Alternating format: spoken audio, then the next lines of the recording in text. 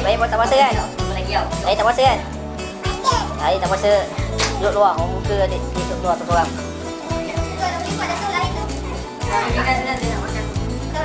Makan ni. Saya.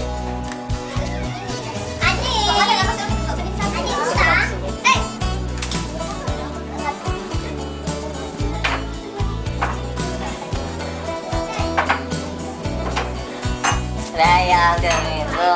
Alif kan dia? Ya, aku nak mungkin tak ada. Alif tak ada Alif. Kontak Alif cepat sikit. Alif ada Alif. Mau baca ya?